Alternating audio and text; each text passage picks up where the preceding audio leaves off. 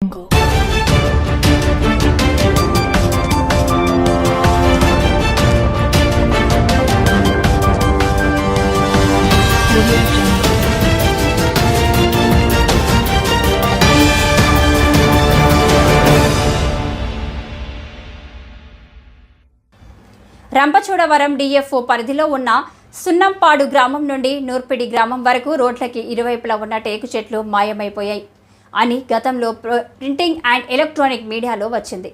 అధికారులు సరైన విచారణ చేయకుండా కింది స్థాయి చిన్న ఉద్యోగులను సస్పెండ్ చేసి చేతులు దులుపుకున్నారు. అన్ని తెలుగు జనతా పార్టీ జాతీయ అధ్యక్షులు పెద్దంశెట్టి వెంకటేశ్వరరావు అన్నారు. దీనిపై పెద్దంశెట్టి వెంకటేశ్వరరావు స్వయంగా స్థానిక సున్నంపాడు ఎంపీటీసీ అనిల్ కుమార్ని స్థానికులను వివరణ అడగ్గా విస్తుపోయే విషయాలు తెలిసాయి.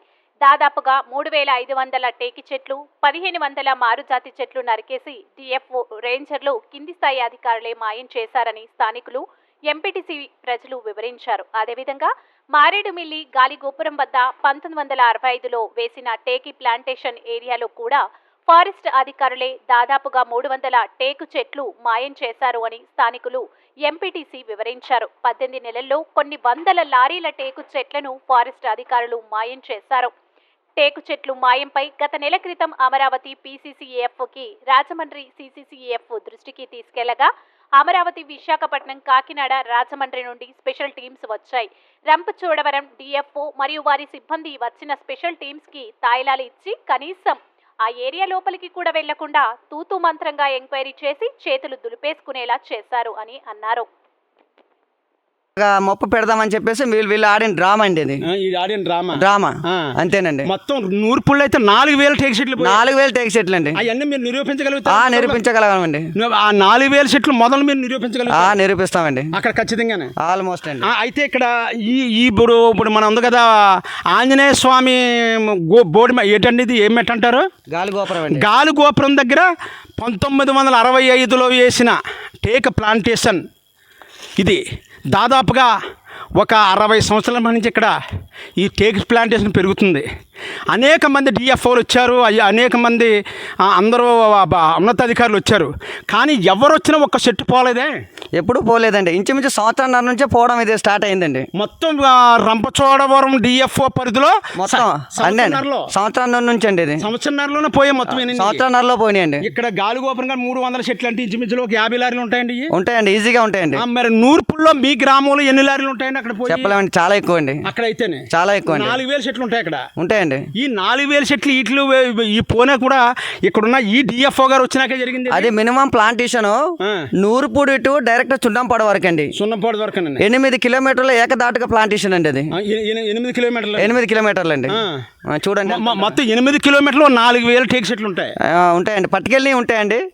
ఆల్రెడీ మనోళ్ళు కట్ చేసి పట్టుకెళ్ళి ఒక 4000 ఉంటాయండి. 4000 ఉంటాయి. దొంగ సొంటి పట్టిపోయి అన్ని కూడా.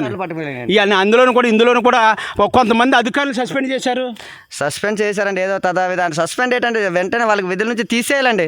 సస్పెండ్ చేస్తారు, మళ్ళీ 6 నెలల తర్వాత మళ్ళీ వస్తారు, మళ్ళీ కుక్కతోక వంకర అన్నట్టు ఉంటుందండి. ఇప్పుడు పర్మనెంట్ గా తీసేయాలండి. తీసేస్తేనే ఒక బుద్ధి అనేది వస్తుందండి. అడవిని కాపాడతారని వచ్చి వాడి అడవిని దెబ్బేస్తున్నారు. అంతే కదండి. మరి ఏదో మేము చేస్తామని వచ్చేస్తున్నారు, ఉన్నవాడికే గండి కొడుతున్నారండి వీళ్ళు. అందుకని ఇప్పుడు అయితే మీరు ఎంపీటీసీగా ఇన్ని పోనాక మరి మీరు పేపర్కి ఇచ్చారు, నాయకులకి ఇచ్చారు, ఇది ఎక్కడికి కూడా వెళ్ళలేదండి.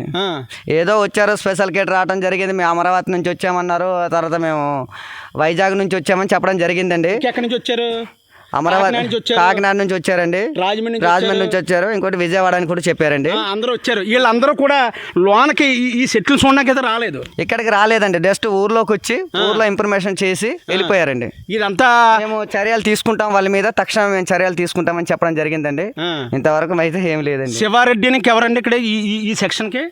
శివారెడ్డి అంటే ఆజాద్ అండి. ఆజాద్ శివారెడ్డినండి. అవునండి. వీళ్ళిద్దరి మీద కూడా ఏ చర్యలు తీసుకోలేదు. అబ్బారెడ్డి అండి, మెయిన్ బీట్ ఆఫీసర్ అబ్బారెడ్డి అండి. అబ్బారెడ్డి, ఈ అబ్బారెడ్డి సమక్షంలో జరిగింది ఇదంతా. అబ్బారెడ్డి, శివారెడ్డి. దీనికి పై అధికారులు అందరూ కూడా రాజమండ్రి నుంచి రంపచోడవరం దాకా ఈ అధికారులు అందరూ కూడా అండదండలు ఉన్నాయండి. అండదండలు లేకుండా పోక్స్పేట కానీ, రంపచోడవరం కానీ, గోకవరం కానీ, కోరుకొండ కానీ, ఇలాగెళ్తే వెనక్కి వెళ్తే మారేడుమిల్లి కానీ, సింతూరు, ఇవన్నీ దాటాలంటే పెద్దోళ్ళు అండదండలు ఉండాలి. ఏమనుకున్నా సారు, ఇక్కడ మెయిన్ అధికారులు సుమంత్ అని ఒక ఆయన అండి. అబ్బాయి రెడ్డి అని ఒక ఆయన అండి. మెయిన్ ఇక్కడ కాపాడవలసిన అధికారులు అటోళ్ళండి. వీళ్ళ ఆపోజిట్ లో ఇంకొక 7 బిఎస్ క్యాంప్ కుర్రోళ్ళు అండి. బిఎస్ క్యాంప్ కుర్రోళ్ళు అండి, శివారెడ్డి.